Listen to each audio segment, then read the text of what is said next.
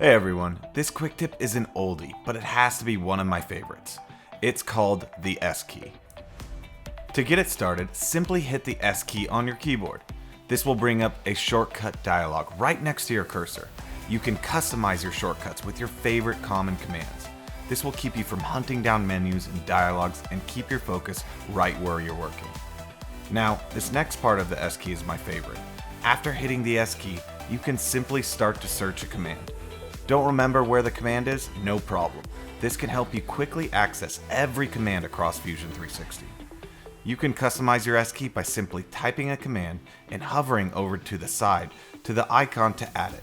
Alternatively, you can go through the menu dialog, find the command, and click Pin to Shortcuts. The combinations are endless. Make this tool your go-to spot for most common commands.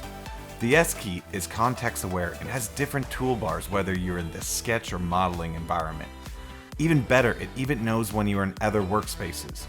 This tool is essential to reduce your time hunting down menu bars and keep you focused on the task at hand. Now that's the quick tip for this week. Until next time.